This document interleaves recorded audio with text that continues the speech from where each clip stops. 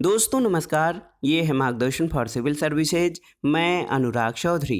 दोस्तों आज की वीडियो में आप पढ़ेंगे नागरिक शास्त्र एवं राजनीति विज्ञान से आयोजित विभिन्न परीक्षाओं के लिए महत्वपूर्ण अध्याय राज्य और इसके तत्व से संबंधित महत्वपूर्ण प्रश्नों को। इसमें हम राज्य शब्द की व्युत्पत्ति, राज्य की विभिन्न विचारकों द्वारा दी गई परिभाषाएं, राज्य शब्द का आधुनिक अर्थों में सबसे पहले प्रयोग तथा राज्य के आधारभूत तत्वों के बारे में पढ़ेंगे। साथ ही साथ इस टॉपिक से परीक्षाओं में पूछे गए विभिन्न प्रश्नों को भी कवर करेंगे। ये वीडियो टीजीटी पीजीटी परीक्षा, LT grade, government inter college प्रवक्ता, गवर्नमेंट डिग्री कॉलेज, उच्चतर शिक्षा असिस्टेंट प्रोफेसर, केंद्रीय विद्यालय संगठन और नेट जेआरएफ राजनीति विज्ञान के लिए बहुत ही उपयोगी है। तो आइए शुरू करते हैं। नागरिक शास्त्र का महत्वपूर्ण टॉपिक राज्य और इसके तत्व पर आधारित महत्वपूर्ण अध्ययन सामग्री। तो आइए शुरू करते हैं। दोस्तों राज्य शब्द जो है, जिसको हम इंग्लिश में स्टेट कहते हैं, ये राजनीति विज्ञान का सबसे महत्वपूर्ण शब्द है। तो आप जानते भी हैं कि कई विचारक राजनीति विज्ञान को राज्य के आधार पर ही परिभाषित करते हैं। जैसे गार्नर का कहना है कि राजनीति विज्ञान का प्रारंभ और अंत राज्य के साथ होता है। तो राज्य शब्द जो स्टेट है, ये राजनीति विज्ञान का सबसे महत्वपूर्ण शब्द है और राज्य की संकल्पना राजनीति विज्ञान के अध्ययन का केंद्रीय विषय है। दोस्तों एक विचारक है आर.जी. गेटेल। देखिए, आर.जी. गेटेल ने अपनी पुस्तक पॉलिटिकल साइंस में राजनीति विज्ञान की परिभाषा राज्य के विज्ञान के रूप में दी है। तो याद रखिएगा, राजनीति विज्ञान राज्य का विज्ञान है। ये परिभाषा आर.जी. गेटेल ने अपनी पुस्तक पॉलिटिकल साइंस में दी है और कई विचारक राजनीति विज्ञान को राज्य का ही अध्ययन मानते हैं। तो इस दृष्टि से आप समझ सकते हैं कि राज्य शब्द राजनीति विज्ञान में बहुत ही महत्व का है और यूँ कहा जाए कि ये केंद्रीय महत्व का शब्द है। दोस्तों एक परिभाषा बार बार परीक्षाओं में पूछी जाती है कि राज्य परिवार और ग्रामों का ऐसा संगठन है जिसका उद्देश्य पूर्ण एवं आत्मनिर्भर जीवन की प्राप्ति है। ये किसके द्वारा दी गई परिभाषा है? तो देखिए दोस्तों, ये यूनानी विचारक अरस्तु द्वारा दी गई परिभाषा है कि राज्य परिवार और ग्रामों का ऐसा संगठन है जिसका उद्देश्य पूर्ण एवं आत्मनिर्भर जीवन की प्राप्ति है। अरस्तु जो है राज्य का अस्तित्व इसलिए मानते हैं कि राज्य एक प्राकृतिक और स्वाभाविक संस्था है। इसके उद्देश्य और कार्य नैतिक हैं और राज्य को सभी संस्थाओं में वो श्रेष्ठ भी मानते हैं।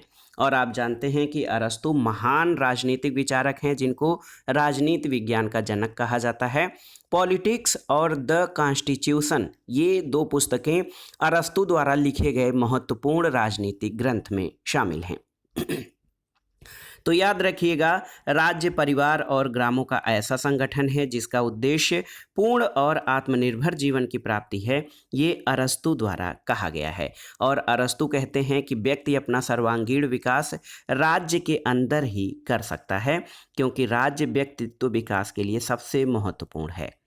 एक परिभाषा है दोस्तों, राज्य बहुसंख्यक समुदाय है जो सामान्य अधिकारों और पारस्परिक लाभों को प्राप्त करने के लिए बनाया जाता है। तो ये किसके द्वारा दी गई परिभाषा है? तो ये प्राचीन विचारक हैं सिसरो द्वारा दी गई परिभाषा है कि राज्य बहुसंख्यक समुदाय है जो सामान्य अधिकारों और पारस्परिक लाभ, इसमें जो शब्द हैं, कीवर्ड्स हैं, इनको आप बहुत अच्छे से देखिएगा।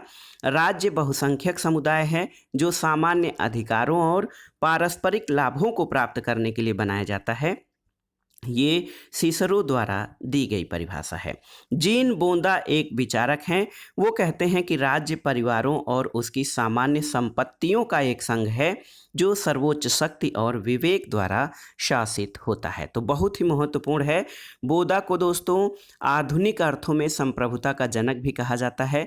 संप्रभुता शब्द का सबसे पहले प्रयोग बोदा ने ही किया था और राज्य परिवारों और उनकी सामान्य संपत्तियों का एक संघ है जो सर्वोच्च शक्ति और विवेक द्वारा शासित होता है।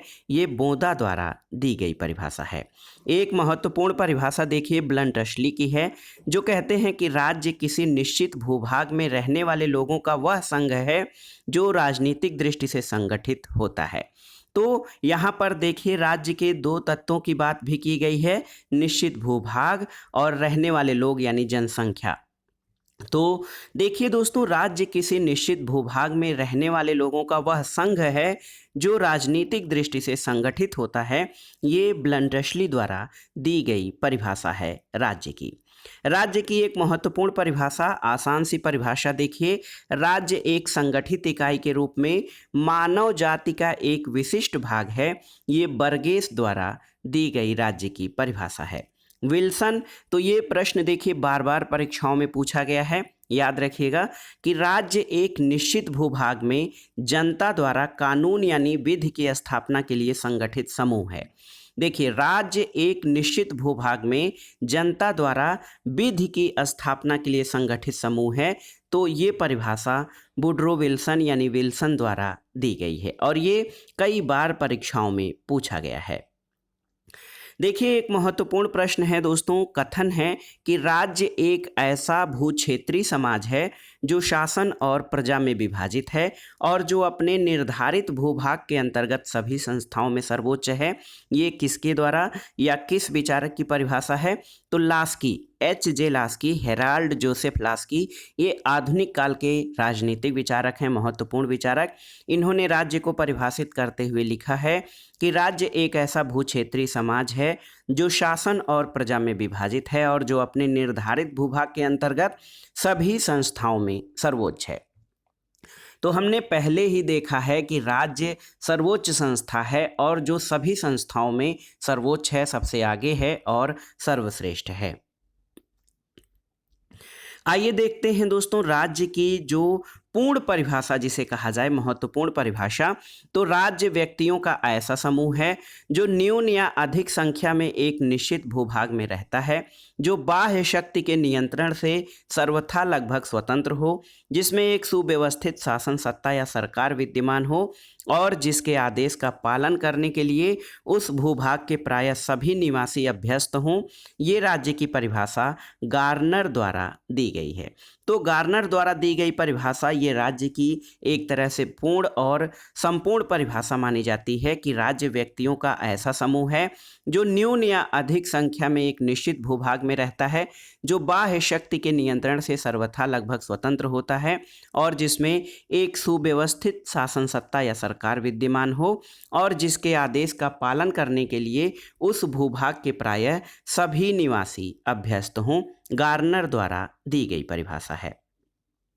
कुछ महत्वपूर्ण तथ्यों को और देख लेते हैं दोस्तों। प्राचीन यूनानी विचारक प्लेटो और अरस्तु ने राज्य का प्रयोग संपूर्ण समाज के संदर्भ में किया था और इसे अच्छे जीवन की प्राप्ति का साधन माना था। तो आप जान लीजिए कि यूनानी विचारक जिनमें प्लेटो और अरस्तु महत्वपूर्ण हैं, वो राज्य को संपूर्ण समाज के रूप में संदर्भित करते हैं और इसे अच्छे जीवन यानी सद्जीवन की प्राप्ति में एक साधन मानते हैं। संविदावादी विचारक, जिसको हम समझौतावादी विचारक कहते हैं, वो राज्य को यंत्र मानते हैं और राज्य को एक समझौते का परिणाम मानते हैं जो कि सभी व्यक्तियों ने आपसी समझौते से राज्य का निर्माण किया है। मार्क्सवादी विचारक आप जानते हैं कि राज्य को शोषण का यंत्र या साधन मानते हैं जिसके अधीन जो पूंजीपति वर्ग है बुर्जुआ वर्ग का शोषण करता है। इसके अलावा आदर्शवादी विचारक जो हैं, इनमें हीगल, कांट, बोसांके आदि हैं। आदर्शवादी विचारक राज्य को सर्वोच्च नैतिक संस्था मानते हैं जो मनुष्य के पूर्ण नैतिक विकास के लिए आवश्यक है। व्यक्तिवादी विचारक राज्य को आवश्यक बुराई मानते हैं। इसमें राज्य को आवश्यक भी मानते हैं और बुराई भी मानते हैं। इसका कारण क्या है, आपको कमेंट बॉक्स में उत्तर बताना है। तो याद रखिए, व्यक्तिवादी विचारक जो हैं, इंडिविजुअलिस्ट थिंकर, ये राज्य को आवश्यक बुराई मानते हैं। वहीं अराजकतावादी विचारक जो एनार्किस्ट हैं, वो राज्य को अनावश्यक बुराई मानते हैं। यानी अराजकतावादी विचारक राज्य को बुराई भी मानते हैं और जरूरी भी नहीं मानते हैं। बहुलवादी विचारक जो प्लूरलिस्ट थिंकर हैं, वो राज्य को अन्य समुदायों की भांति एक समुदाय मानते हैं। यानी बहुलवादी विचारक राज्य को सर्वोच्च समुदाय नहीं मानते हैं, बल्कि वो राज्य को अन्य समुदायों की तरह एक समुदाय मानते हैं। देखिए महत्वपूर्ण प्रश्नों में आइए कि राज्य के सावयवी सिद्धांत या आंगिक सिद्धांत के समर्थक इसकी तुलना मानव शरीर से करते हैं और इसे राजनीतिक सावयव मानते हैं। और दोस्तों देख सकते हैं आप कि यूनानी विचारक जो ग्रीक थिंकर थे वो राज्य के लिए नगर राज्य यानी सिटी स्टेट जिसको पोलिस कहते हैं, हमने पहले अध्याय में पढ़ा भी था कि यूनानी विचारक राज्य के लिए नगर राज्य यानी सिटी स्टेट या पोलिस शब्द का प्रयोग करते थे। और रोमन विचारक जो थे इन्होंने राज्य के लिए सिविटास और रिपब्लिका शब्द का प्रयोग किया है। तो याद रखिएगा ये भी प्रश्न पूछा जा सकता है। आप जानते हैं कि यूनानी विचारक राज्य के लिए नगर राज्य सिटी स्टेट या जिसको पोलिस कहा जाए पोलिस शब्द का प्रयोग करते थे और रोमन विचारकों ने राज्य के लिए सिविटास और रिपब्लिका शब्द का प्रयोग किया है। एक महत्वपूर्ण प्रश्न देखिए एक पूछा जाता है कि आधुनिक संदर्भ में राज्य यानी स्टेट शब्द का प्रयोग सबसे पहले किसने किया था। तो याद रखिएगा दोस्तों आधुनिक संदर्भ में राज्य शब्द का प्रयोग सबसे पहले इटली के विचारक निकोलो मैकियावेली ने अपनी पुस्तक द प्रिंस में किया था। और राज्य आप जानते हैं कि राज्य जो है स्टेट शब्द का हिंदी रूपांतर है, अंग्रेजी के स्टेट शब्द का हिंदी रूपांतर राज्य है। इसकी उत्पत्ति मूल रूप में इटालियन भाषा के शब्द स्टेटो STATO राज्य शब्द की उत्पत्ति इटालियन भाषा के शब्द स्टेटो से हुई है, याद रखिएगा। और मैकियावेली ने दोस्तों राज्य के सर्वोच्चता का समर्थन सबसे पहले किया था और इसका सारा विचार शासन कला पर है और ये कुल मिलाकर राज्य को संगठित और उसे शक्तिशाली बनाने का प्रयास करता है। अब आइए देख लेते हैं दोस्तों राज्य की कुछ अलग तरह की परिभाषाओं को। देखिए राज्य व्यक्ति का वृहद रूप है, राज्य व्यक्ति का बृहद रूप है, ये परिभाषा दोस्तों प्लेटो ने दी है। राज्य के आंगिक सिद्धांत या सावयवी सिद्धांत प्लेटो और अरस्तु के समय से प्रचलित है और प्लेटो कहता था कि राज्य व्यक्ति का बृहद रूप है। उसने व्यक्ति और राज्य के गुणों की विस्तृत व्याख्या की और आप जानते भी हैं कि वो कहता है कि व्यक्ति के व्यवहार में 3 गुण होते हैं, तृष्णा, मनोवेग और ज्ञान। ज्ञान साहस और तृष्णा का स्थान मनुष्य के कमर के नीचे है। मनोवेग यानी साहस उसके हृदय में है और ज्ञान मस्तिष्क में है। तृष्णा के मनुष्य के इन्हीं 3 गुणों के आधार पर दोस्तों वो राज्य के 3 वर्गों की बात करता है। देखिए तृष्णा व्यापारी में, मनोवेग या साहस सैनिक में और ज्ञान दार्शनिकों में पाया जाता है और इन्हीं तीनों के संतुलित मेल से ज्ञान यानी विजडम का निर्माण होता है और इन तीनों के संयोग से ही राज्य का निर्माण होता है। तो जो व्यक्ति में गुण पाए जाते हैं वही राज्य में भी गुण पाए जाते हैं, इसीलिए प्लेटो कहता है कि राज्य व्यक्ति का बृहद रूप है। एक प्रश्न है कि राज्य व्यक्ति का पूर्वगामी है, ये अरस्तु की परिभाषा है। अरस्तु कहता है कि जिस तरह से पहले शरीर का निर्माण होता है उसके बाद अंगों का विकास होता है, ठीक उसी प्रकार पहले राज्य आता है और उसकी शाखाएं बाद में। अरस्तु कहता है कि यदि व्यक्ति का हाथ कट जाए तो वो शरीर के बिना निर्जीव यानी नष्ट हो जाता है, उसी प्रकार राज्य के बिना मानव का कोई अस्तित्व नहीं है। इसी आधार पर वो अपनी परिभाषा दिखाता है कि राज्य व्यक्ति का पूर्वगामी है। व्यक्तियों से ही राज्य का निर्माण होता है, लेकिन अगर जो दार्शनिक या मनोवैज्ञानिक दृष्टि से देखा जाए तो राज्य पूर्ण है, व्यक्ति उसका अंग है। देखिए एक प्रश्न पूछता है कि संकल्प न की शक्ति राज्य का आधार है। तो देखिए राज्य का आधार इच्छा है, शक्ति नहीं। ये परिभाषा T.H. ग्रीन द्वारा दी गई थी। थॉमस हिल ग्रीन एक आदर्शवादी विचारक हैं, वो कहते हैं कि शक्ति नहीं बल्कि इच्छा या संकल्प राज्य का आधार है। अगला प्रश्न है राज्य पृथ्वी पर ईश्वर का अवतरण है। ये महत्वपूर्ण प्रश्न है, बार बार पूछा गया है कि राज्य जो है वो पृथ्वी पर ईश्वर का अवतरण है। दोस्तों ये परिभाषा हीगल द्वारा दी गई है। हीगल कहता है कि राज्य पृथ्वी पर ईश्वर का पदछाप है, राज्य पृथ्वी पर ईश्वर की पदयात्रा है या राज्य पृथ्वी पर ईश्वर का अवतरण है। ये हीगल द्वारा दी गई परिभाषा है। अलग अलग इसके लिए सेंटेंस प्रयोग किए जाते हैं। एक प्रश्न है कि राज्य एक संसार है जिसे आत्मा अपने लिए बनाती है। ये भी हीगल की परिभाषा है। और देखिए मिस एमपी फॉलेट की परिभाषा है कि मेरी आत्मा का निवास स्थान राज्य में है। तो ये भी राज्य को एक तरह से आध्यात्मिक स्तर तक वहाँ तक ले जाते हैं, हीगल की तरह। हीगल राज्य को सर्वोच्च मानता है और आदर्शवादी विचारक है जो कहता है कि राज्य एक नैतिक संस्था है जो मनुष्य के पूर्ण नैतिक विकास के लिए अनिवार्य है, और इसी आधार पर वो कहता है कि राज्य जो है वो ईश्वर की या पृथ्वी पर ईश्वर की पद यात्रा है। एक प्रश्न पूछा जाता है दोस्तों, राज्य विधि का शिशु और जनक दोनों है, ये परिभाषा किसने दी है? तो ये R.M. मैकाइवर यानी मैकाइवर द्वारा दी गई परिभाषा है कि राज्य विधि का शिशु और जनक दोनों है। देखिए, राज्य संपूर्ण विज्ञान में साझेदारी है, संपूर्ण कला में साझेदारी है, प्रत्येक सद्गुण और सभी पूर्णता में साझेदारी है। ये परिभाषा किसने दी है? तो ये एडमंड बर्क द्वारा यानी बर्क द्वारा दी गई एक अलग तरह की परिभाषा है राज्य की, कि राज्य संपूर्ण विज्ञान में साझेदारी है, संपूर्ण कला में साझेदारी है, प्रत्येक सद्गुण और सभी पूर्णता में साझेदारी है। अगला है कि राज्य सर्वशक्तिमान, दोष शून्य और ईश्वरीय है। ये परिभाषा किसने दी है? तो आदर्शवादी विचारक कांट ने ये परिभाषा दी है कि राज्य सर्वशक्तिमान, दोष शून्य और ईश्वरीय है। और एक परिभाषा देखते हैं दोस्तों, राज्य एक ऐसी व्यापारिक संस्था है जो व्यक्तियों को परस्पर सुरक्षा का आश्वासन या गारंटी देती है। ये व्यक्तिवादी विचारक हैं स्पेंसर। उनका कथन है कि राज्य ऐसी व्यापारिक संस्था है जो व्यक्तियों को परस्पर सुरक्षा का आश्वासन देती है। और आगे देखिए, सब कुछ राज्य में निहित है, राज्य के बाहर कुछ नहीं, इसके विरुद्ध कुछ नहीं, इसके ऊपर कुछ नहीं, यानी राज्य ही सर्वोच्च है। ये परिभाषा इटली के विचारक या इटली के फांसीवादी फासिस्ट मुसोलिनी द्वारा दिया गया है। मुसोलिनी का कहना है कि सब कुछ राज्य में है, राज्य के बाहर कुछ नहीं, इसके विरुद्ध कुछ नहीं और इसके ऊपर कुछ नहीं।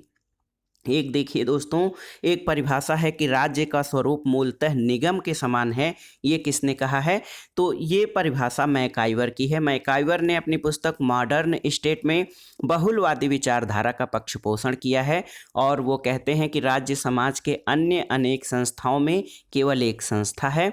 और उनका कहना है कि दोस्तों, राज्य का स्वरूप मूलतः निगम के समान है।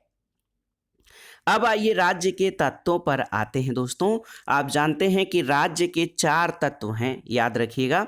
जनसंख्या, निश्चित भूभाग, सरकार और संप्रभुता। देखिए, राज्य के 4 तत्व हैं, यानी किसी समुदाय को या किसी मानव समुदाय को राज्य कहलाने के लिए 4 तत्वों का होना आवश्यक है। इसको आप जरूर याद रखिएगा, जनसंख्या, भूभाग, सरकार और संप्रभुता। किसी राज्य की जनसंख्या कितनी हो, इस पर विद्वानों में एक रूपता नहीं है। दोस्तों, एक प्रश्न पूछता है कि आदर्शवादी विचारक प्लेटो ने आदर्श राज्य की जनसंख्या कितनी बताई है? तो याद रखिएगा 5040। रूसो समझौतावादी विचारक है। रूसो के अनुसार आदर्श राज्य की जनसंख्या 10,000 होनी चाहिए। यद्यपि कई विचारक या संतुलित दृष्टिकोण ये है कि जनसंख्या इतनी होनी चाहिए कि जितनी कि राज्य के संगठन के निर्वाह के लिए आवश्यक हो, और उससे अधिक भी नहीं होनी चाहिए कि इसके लिए भूभाग और राज्य के साधन अपर्याप्त हो जाएं। तो ये गार्नर द्वारा दी गई परिभाषा है। लेकिन याद रखिएगा, प्लेटो राज्य की जनसंख्या 5040 बताता है, जबकि रूसो के अनुसार आदर्श राज्य की जनसंख्या 10,000 होनी चाहिए। अब आइए देखते हैं दोस्तों भूभाग के बारे में। तो कोई भी जनसमूह तब तक भूभाग या तब तक राज्य नहीं होता है जब तक वो एक निश्चित भूभाग प्राप्त नहीं कर लेते हैं। तो आप जान लीजिए कि राज्य के लिए भूभाग या निश्चित भूप्रदेश बहुत ही जरूरी है। इसी क्रम में ब्लंटशली का कथन है कि कोई भी जनसमूह तब तक राज्य नहीं होता जब तक कि निश्चित भूभाग प्राप्त नहीं कर लेता। और इसी आधार पर कहा जा सकता है कि इधर उधर भटकने वाली खानाबदोश या घुमक्कड़ जातियों को राज्य का दर्जा नहीं दिया जा सकता है। दोस्तों, कुछ विद्वान ऐसे हैं जो निश्चित भूभाग की आवश्यकता को राज्य का या निश्चित भूभाग को राज्य का अनिवार्य तत्व नहीं मानते हैं। कौन कौन से विचारक हैं, याद रखिएगा, ये भी प्रश्न पूछा जाता है। सीले, लियोन, डिग्विट, हाल और विलोबी। ये विचारक ऐसे हैं जो निश्चित भूभाग को राज्य का आवश्यक तत्व नहीं मानते हैं। हालांकि ये सर्वमान्य है कि राज्य के 4 आवश्यक तत्व हैं: जनसंख्या, भूभाग, सरकार और संप्रभुता।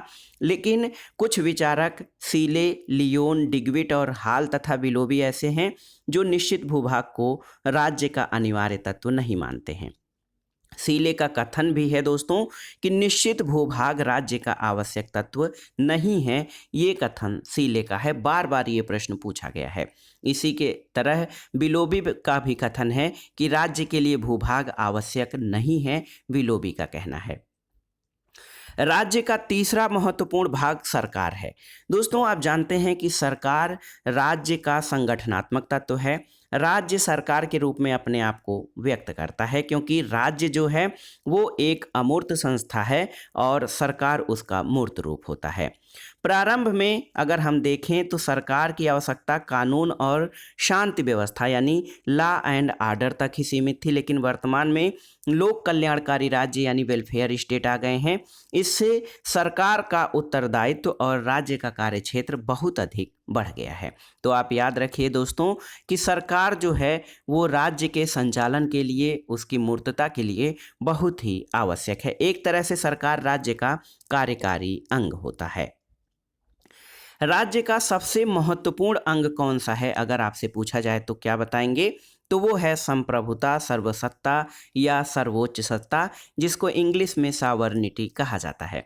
दोस्तों, संप्रभुता के बारे में एक अलग टॉपिक में हम बहुत सारे प्रश्नों को कवर करेंगे, जिसमें हम संप्रभुता की उत्पत्ति किन शब्द से हुई है, विभिन्न विचारकों द्वारा इसकी परिभाषाएं क्या दी गई हैं, विधिक संप्रभुता, राजनीतिक संप्रभुता, ये सारी चीज़ें क्या हैं, जो महत्वपूर्ण प्रश्न हैं उनको देखेंगे। यहाँ हम शार्ट में ये देख रहे हैं कि संप्रभुता राज्य का सबसे महत्वपूर्ण तत्व है और संप्रभुता का तात्पर्य राज्य की उस सर्वोच्च शक्ति से होता है जिसके अधीन राज्य के सभी सदस्य होते हैं। दोस्तों, संप्रभुता राज्य का वह अनिवार्य तत्व है जिसके आधार पर राज्य को अन्य समुदायों से अलग किया जा सकता है। संप्रभुता के बिना किसी राज्य की कल्पना नहीं की जा सकती है।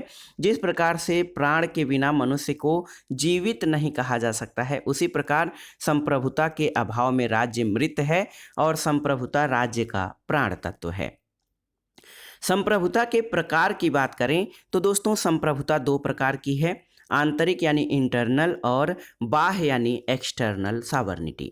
आंतरिक संप्रभुता क्या है? तो आंतरिक संप्रभुता राज्य की सर्वोच्च सत्ता है जिसमें सरकार कानून बनाती है और उसकी आज्ञा का पालन राज्य के सभी लोग करते हैं। लेकिन बाह्य संप्रभुता पर आते हैं तो बाह्य संप्रभुता दोस्तों, इसका आशय राज्य की स्वतंत्रता से है। ये स्वतंत्रता किस प्रकार की? तो राज्य अन्य राज्यों के प्रभुता के अधीन नहीं होता और स्वयं किसी दूसरे राज्य के आज्ञा पालन के लिए बाध्य नहीं होता। इसको बाह्य संप्रभुता कहते हैं। वर्तमान में अंतर्राष्ट्रीय संबंधों में राज्य को अंतर्राष्ट्रीय नियमों का आदर और पालन करना होता है, लेकिन इससे उसकी बाह्य संप्रभुता नष्ट नहीं होती है, क्योंकि वह इन अंतर्राष्ट्रीय संघों, संधियों और संगठनों का सदस्य बनने के लिए अपने ऊपर निर्भर है, यानी उसके निर्णय का अधिकार उसका स्वयं का होता है, इसलिए वो किसी बाह्य शक्ति के दबाव में नहीं रहता है। तो कुल मिलाकर जो आंतरिक और बाह्य संप्रभुता है वो राज्य को स्वतंत्र और स्वायत्त तथा सर्वोच्च संस्था बनाती है। दोस्तों, संप्रभुता शब्द के बारे में थोड़ा सा जान लेते हैं। संप्रभुता या सर्वोच्च शक्ति का निरूपण सबसे पहले बोंदा ने किया। उसके अनुसार संप्रभुता नागरिकों और प्रजाजनों के ऊपर राज्य की वह सर्वोच्च शक्ति है जिस पर कानून का कोई अंकुश नहीं होता है। तो संप्रभुता शब्द का सबसे पहले निरूपण बोंदा ने किया था। उसने परिभाषा भी दी है कि संप्रभुता नागरिकों और प्रजाजनों के ऊपर राज्य की वो सर्वोच्च शक्ति है जिस पर कानून का कोई अंकुश नहीं होता है। एक परिभाषा विलोबी की है, बहुत ही आसान, कि संप्रभुता राज्य की सर्वोच्च इच्छा है, याद रखिएगा। दोस्तों, यहाँ पर आप देख सकते हैं अभी अभी हमने बात किया है बाह्य संप्रभुता या एक्सटर्नल सॉवरेनिटी की। तो बाह्य संप्रभुता का प्रतिपादन किस विचारक ने किया आप जानते भी होंगे, लेकिन हम बताते हैं कि ह्यूगो ग्रोशियस ने दोस्तों बाह्य संप्रभुता का प्रतिपादन किया था। एक प्रश्न ये पूछा जा सकता है आपसे कि क्या संयुक्त राष्ट्र संघ यानी यूनाइटेड नेशंस ये राज्य है? तो इसका उत्तर है कि संयुक्त राष्ट्र संघ राज्य नहीं है। इसका कारण क्या है? क्योंकि राष्ट्र संघ के पास दोस्तों निश्चित भूभाग भी है, ऑफिस इसका बना है, इसके साथ कार्य संचालन यानी इसके पास कार्य करने वाले लोगों की एक कार्यकारी अनुभवी और दक्ष टीम भी है, लेकिन इसके पास अपनी जनसंख्या और संप्रभुता नहीं है। और इसी तरह आप कह सकते हैं कि अन्य अंतर्राष्ट्रीय संगठन भी राज्य की श्रेणी में नहीं आते हैं, क्योंकि उनके पास जनसंख्या और संप्रभुता नहीं होती है। जनसंख्या किसी संप्रभु राज्य की ही होती है। तो याद रखिएगा दोस्तों, राज्य के 4 आवश्यक तत्व होते हैं: जनसंख्या, निश्चित भूभाग, सरकार और संप्रभुता। इसमें संप्रभुता सबसे महत्वपूर्ण तत्व है, जो कि राज्य के जीवित रहने या राज्य के अस्तित्व के लिए आवश्यक है। तो ये था आज का वीडियो दोस्तों। इसमें आपने राज्य के बारे में पढ़ा, राज्य का अर्थ क्या है, इसकी उत्पत्ति कैसे हुई है, या फिर राज्य के प्रमुख तत्व या जो राज्य के 4 तत्व हैं वो कौन कौन से हैं, उनके बारे में विस्तार से आपने पढ़ा। जनसंख्या, भूभाग, सरकार और संप्रभुता के बारे में हमने इस अध्ययन के क्रम में आपको कुछ महत्वपूर्ण प्रश्नों की ओर इंगित किया है, जो विभिन्न परीक्षाओं जैसे TGT, PGT, ELT grade, government inter college प्रवक्ता, government degree college, assistant professor आदि परीक्षाओं में पूछे गए हैं। तो इसमें हमने जो अध्ययन सामग्री प्रस्तुत की है वो परीक्षाओं की दृष्टि से सटीक और महत्वपूर्ण है। राज्य और इसके तत्व से संबंधित प्रश्नों में आपको इससे अलग बहुत कुछ नहीं पढ़ना पड़ेगा, केवल आप इसको अलग से प्रैक्टिस सेट या जो सॉल्व पेपर है आप उसको देख लीजिएगा, क्योंकि सभी प्रश्न जो राज्य और इसके तत्व से संबंधित हैं यहीं से कवर होते हैं। दोस्तों, ये वीडियो आपको कैसा लगा हमें कमेंट बॉक्स में ज़रूर बताइएगा। वीडियो को लाइक करें, शेयर करें और इस चैनल मार्गदर्शन फॉर सिविल सर्विसेज को सब्सक्राइब करें। वीडियो देखने के लिए धन्यवाद दोस्तों। नमस्कार, धन्यवाद।